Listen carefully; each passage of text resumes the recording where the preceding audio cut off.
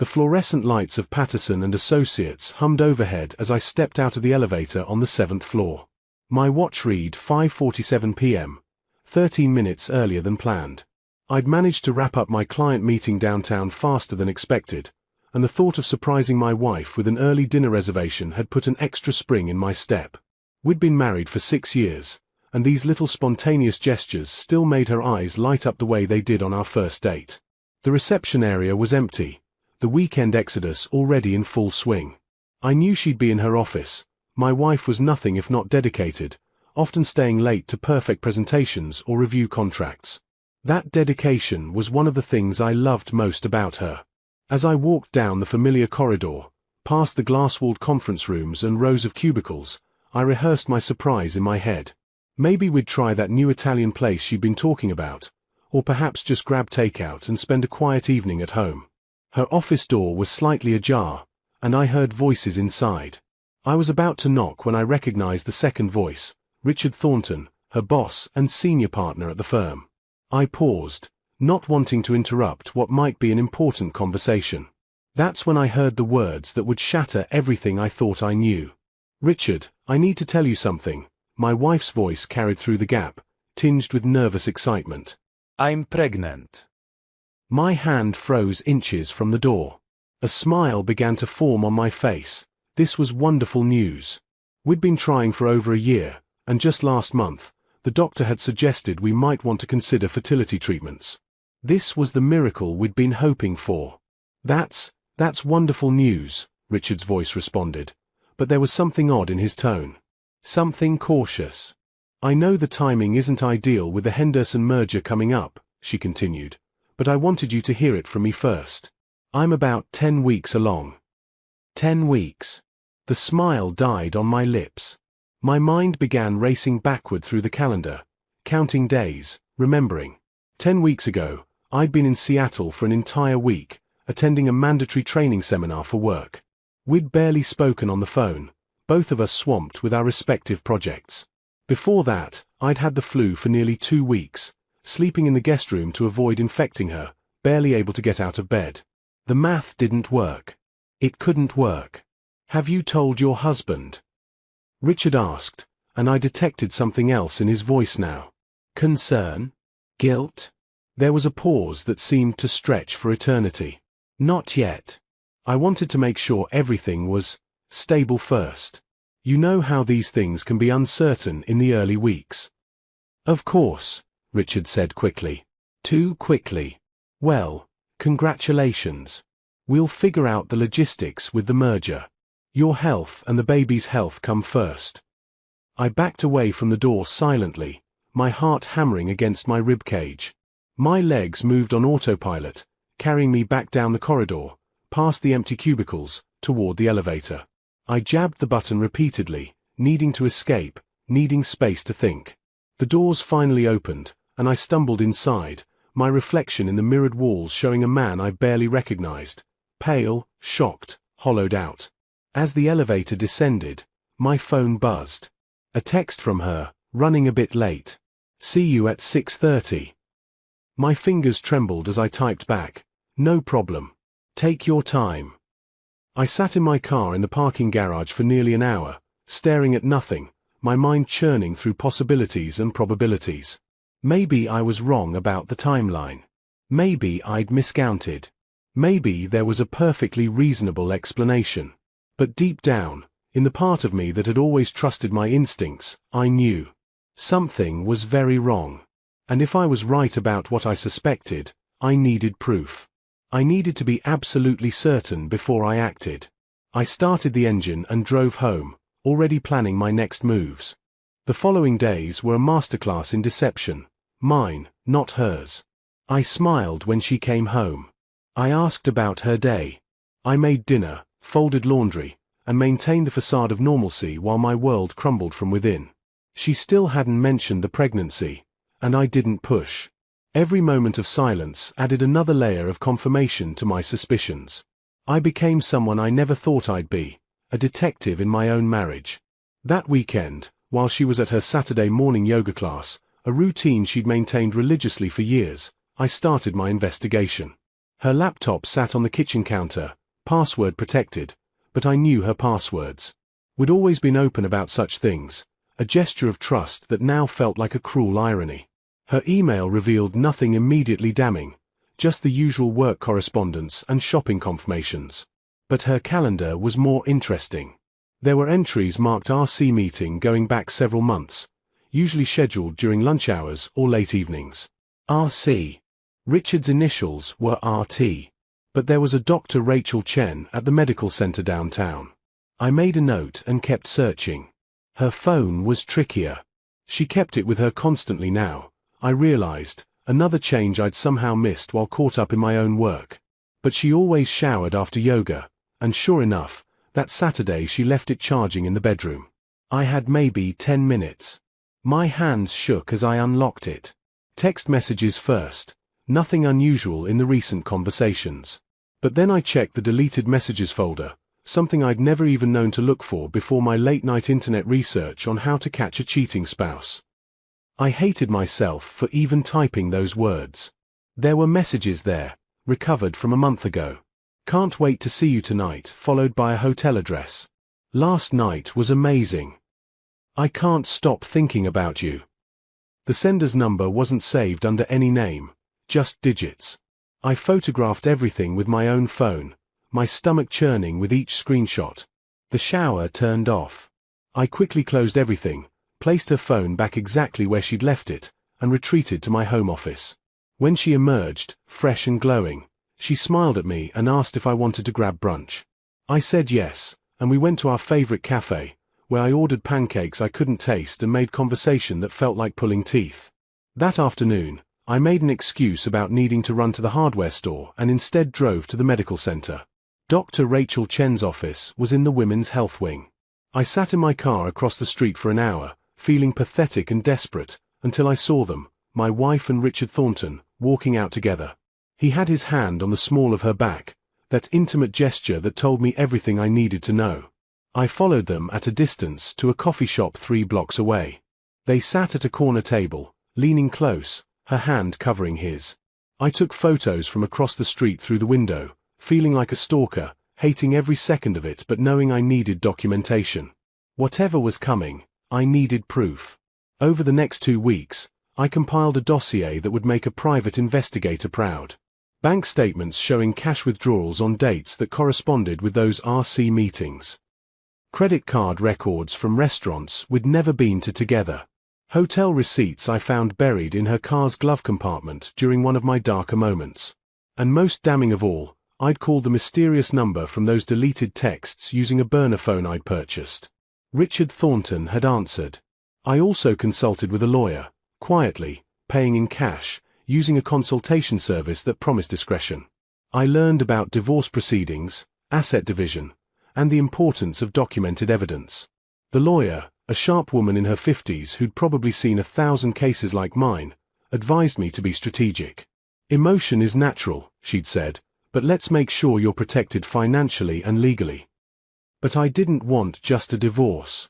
I wanted the truth exposed. I wanted everyone who knew us, who'd smiled at our wedding photos and congratulated us on our perfect marriage, to see what had really been happening. I wanted consequences that went beyond courtroom proceedings. That's when I learned about the company dinner. My wife mentioned it casually over takeout Chinese food, 3 weeks after I'd overheard that conversation in her office.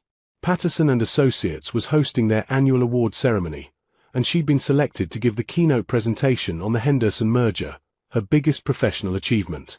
All the partners would be there, their spouses, major clients. It was the kind of career-defining moment she'd been working toward for years. "You'll come, won't you?" she asked, her eyes bright with excitement that might have been genuine or might have been guilt-masked as enthusiasm. "It's black tie. I know those events aren't your favorite, but it would mean a lot to have you there."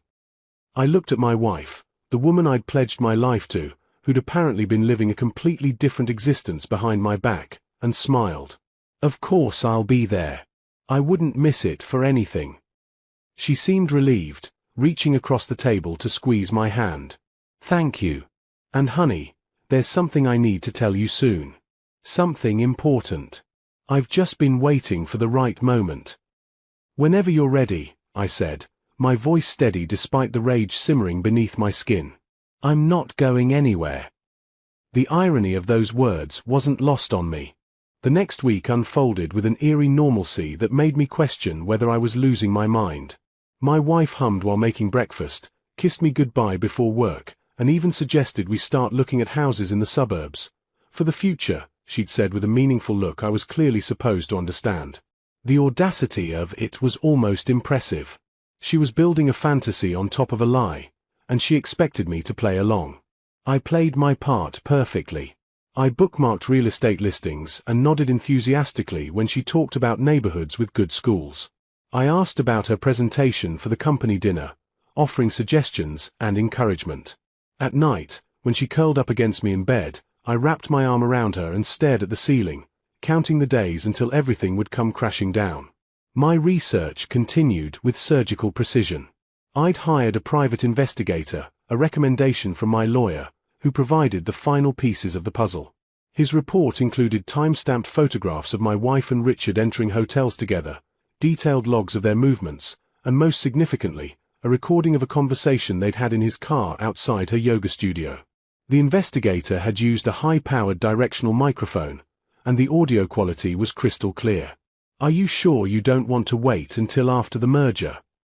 Richard's voice on the recording, concerned and intimate. The timing will never be perfect," my wife had interrupted. "I can't keep hiding this. I need to tell him about the baby, about us. He deserves to know the truth." "And then what?" Richard pressed. "We've talked about this. Your career, my position at the firm, the scandal." "I don't care about the scandal," she'd said firmly. "I care about building a real life with you. I'm tired of sneaking around. I'm tired of lying." The recording continued for another 10 minutes, discussing their plans for a future together, how they'd handle the fallout, when she'd tell me. They'd settled on doing it after the company dinner. She wanted her moment of professional triumph unmarred by personal drama. Richard had agreed, reluctantly, and they'd sealed the decision with words of affection that made me want to put my fist through a wall. Instead, I'd listened to the recording 5 times, taking notes, letting my anger crystallize into something cold and calculated. They wanted to wait until after her moment of glory? Perfect. I'd give them exactly what they wanted, and then I'd take it all away. I spent an evening crafting my presentation. Not the kind she was preparing, full of financial projections and merger synergies, but something far more impactful. I compiled every piece of evidence into a meticulously organized digital slideshow. Photographs with timestamps, text message screenshots, bank statements with highlighted discrepancies, hotel receipts, and that devastating audio recording. I structured it like a story, their story, complete with a timeline that made the affair's progression impossible to deny. My brother called that week to check in, something he did periodically since our father had passed away 2 years ago. "How's married life treating you?" he asked, oblivious to the bomb about to detonate. "Interesting times," I said, my voice carefully neutral. "Actually, I need a favor. That friend of yours who works in AV for corporate events, is he reliable?" "David?" "Absolutely. Why, you need something." I explained what I needed, keeping it vague enough not to raise suspicions. My brother, bless him, didn't ask too many questions. By the end of the call, I had David's number and assurances that he could help me with the technical aspects of my plan. The rented tuxedo hung in my closet like a costume for a play I never auditioned for. The night before the dinner, I tried it on and stared at my reflection. The man looking back at me seemed like a stranger, harder, colder, capable of things I'd never imagined. 6 years of marriage, reduced to this moment of calculated revenge. Was I becoming the villain in my own story? My wife appeared in the doorway, radiant in her excitement for tomorrow. "You look handsome," she said, smiling. "I'm so glad you're coming with me. This night is going to change everything." "Yes," I agreed, adjusting my bow tie. "It certainly is." That night, she finally told me about the pregnancy. We were sitting on the couch, her favorite comedy show playing on the television, when she muted it and turned to face me. Her hands were trembling slightly as she took mine. "I have something to tell you," she began, her eyes searching my face. Something wonderful and terrifying and completely unexpected. I arranged my features into an expression of curious attention, though every muscle in my body was tense. "I'm pregnant," she said, her voice cracking with emotion. "About 12 weeks along. I know we'd been trying, and then we stopped talking about it, and I honestly didn't think it was possible, but somehow." "That's amazing," I interrupted, pulling her into an embrace so she wouldn't see my face. "That's incredible news." She sobbed against my shoulder, relief, joy, or guilt, I couldn't tell. "Maybe all three. I was so scared to tell you," she whispered. "I didn't want to get our hopes up until I was sure everything was okay." "Everything is okay," I said, my voice steady even as my heart turned to stone. "Everything is going to be fine." We held each other for a long time, and I wondered if she could feel the lie in my touch, the absence of warmth where there should have been unconditional love. If she did, she gave no sign.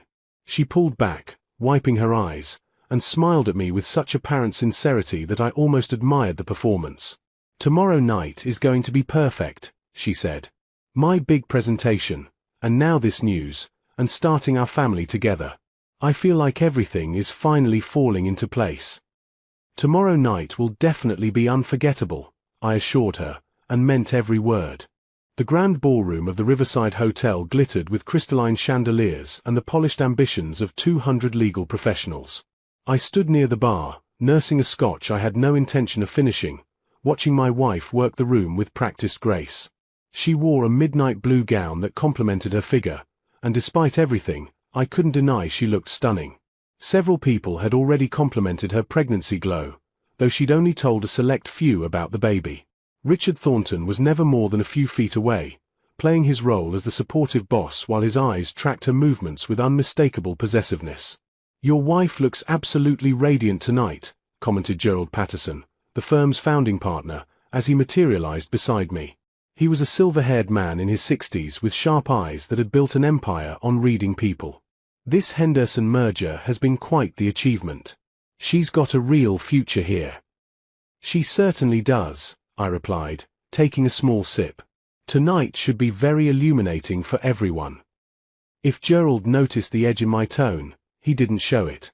He continued discussing the merger's finer points while I nodded at appropriate intervals, my attention divided between his words and my watch.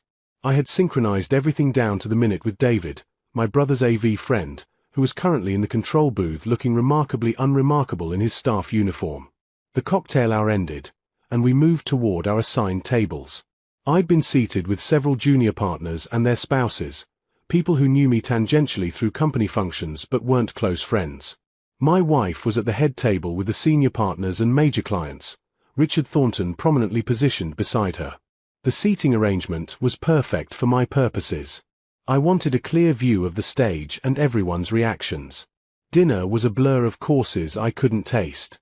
The woman beside me, a junior partner named Alexandra, attempted conversation about market trends and recent cases. I responded automatically, the social subroutines of polite dinner conversation running on autopilot while my mind reviewed every step of what was about to happen. Finally, dessert was cleared, and Gerald Patterson took the stage.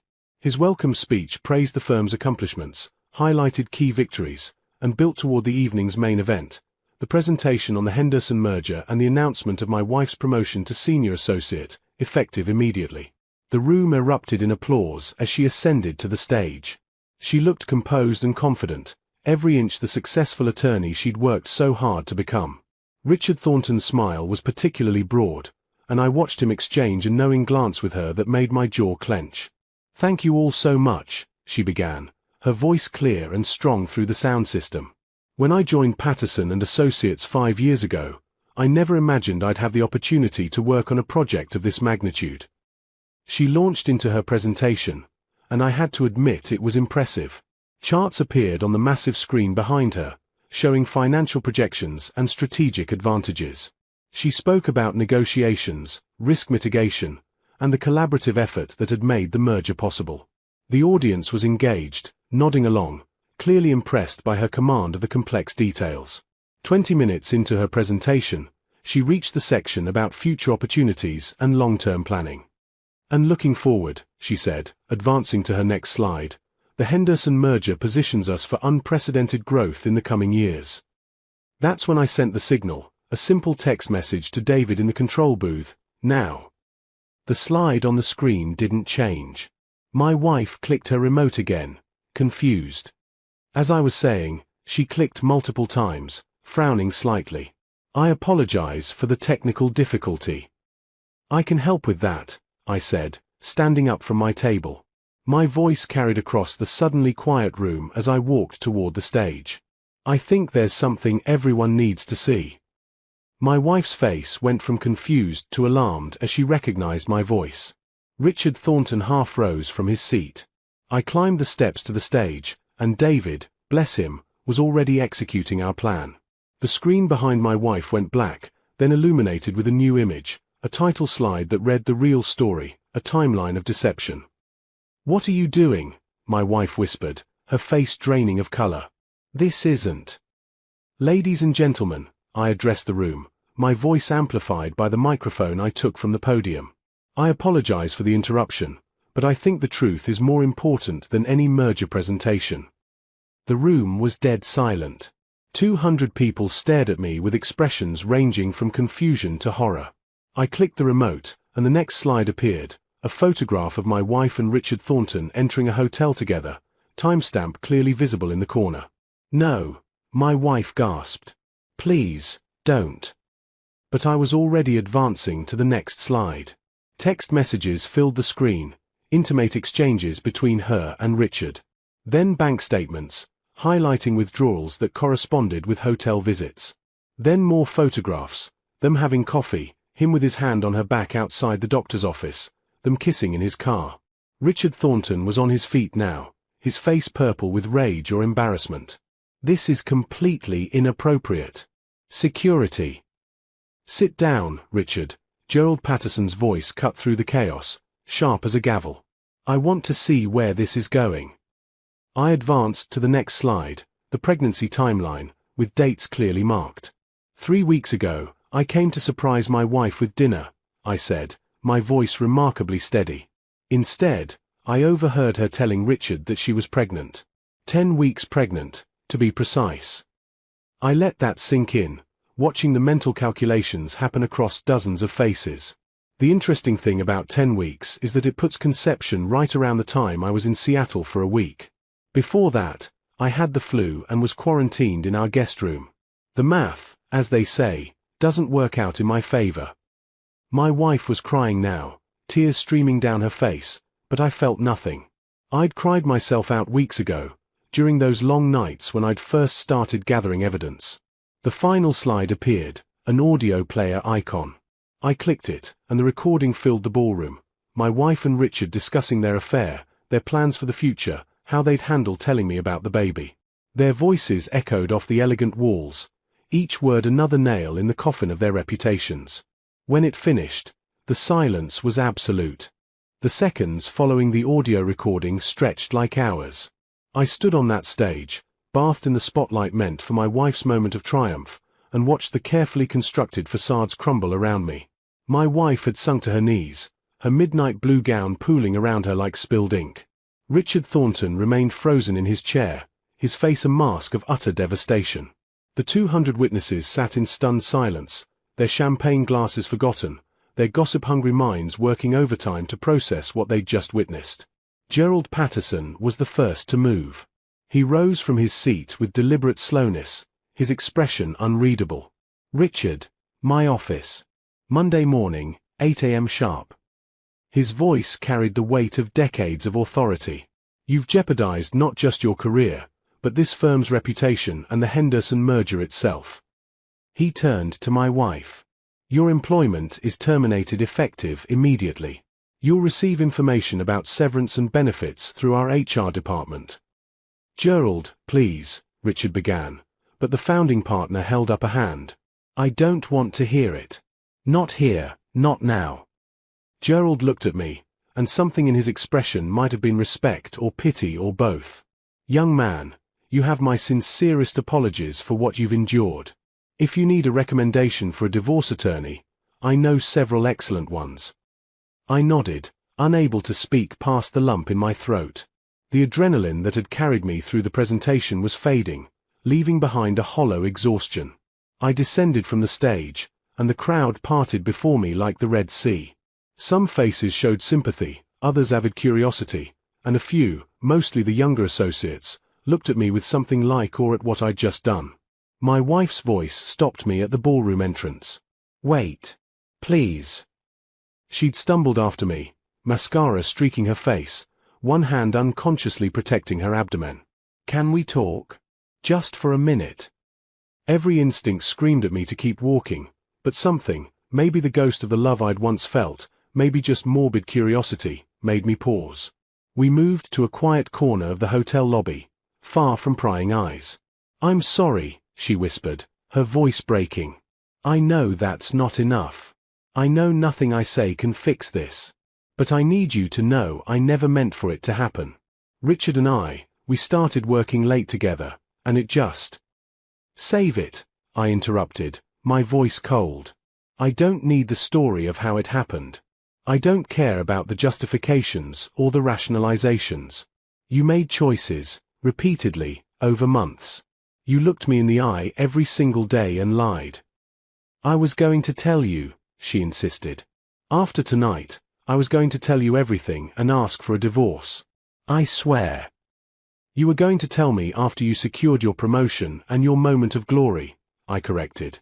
"You wanted to have it all, the career achievement, the new relationship, and whatever scraps of dignity you could salvage from our marriage. Well, congratulations.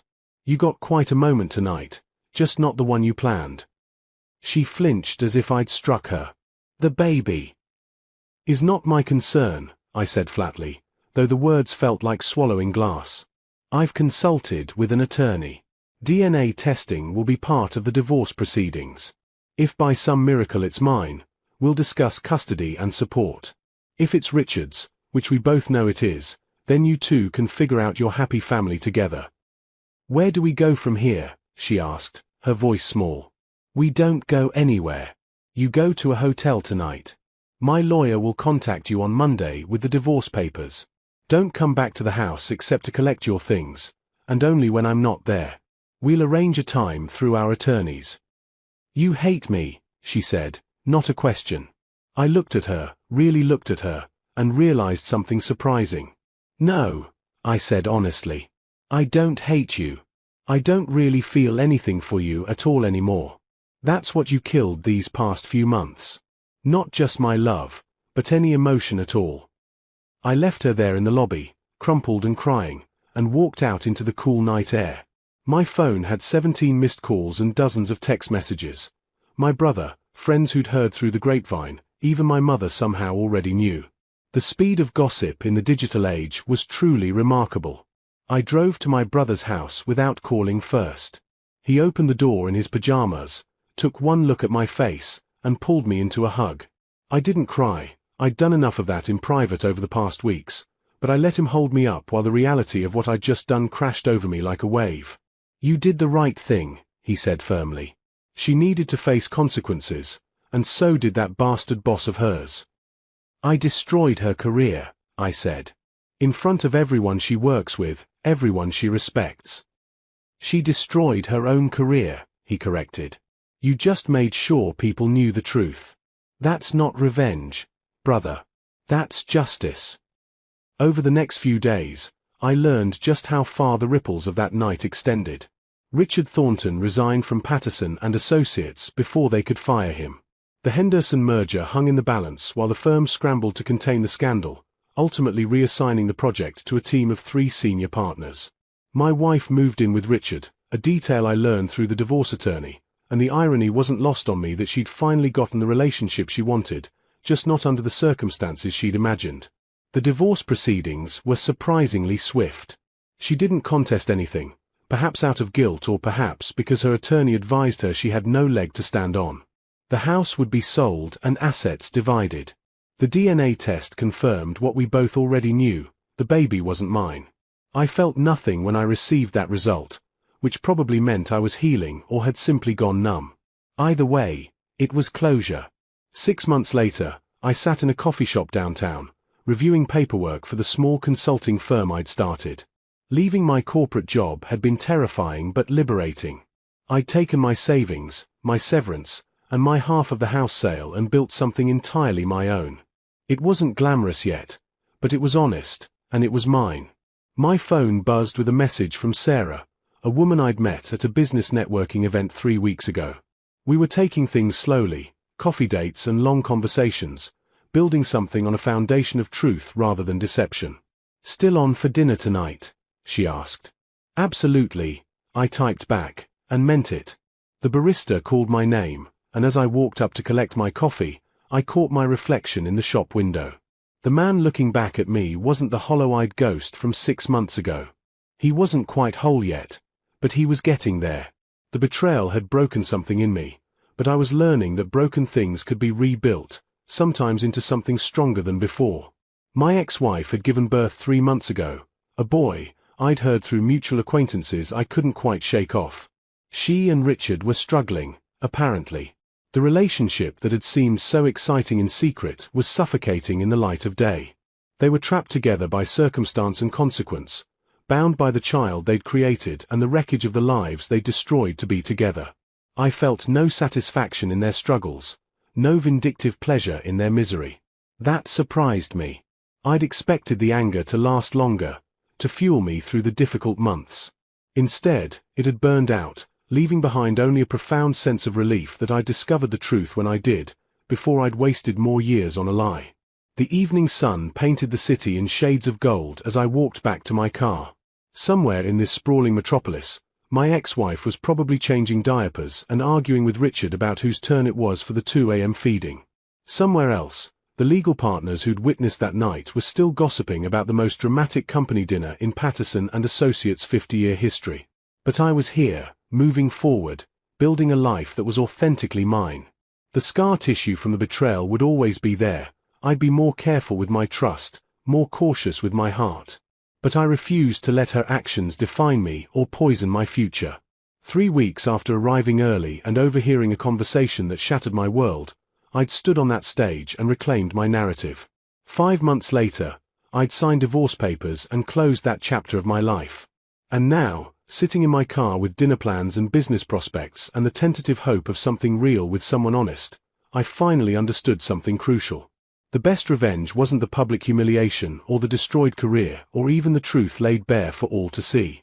The best revenge was this: moving forward, building something better, and refusing to let betrayal turn me into someone bitter and broken.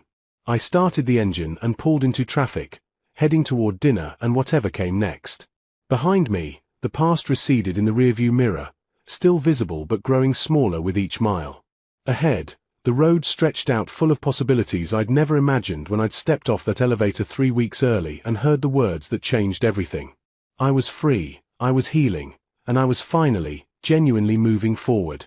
The story had ended exactly where it needed to, not with revenge or reconciliation, but with release.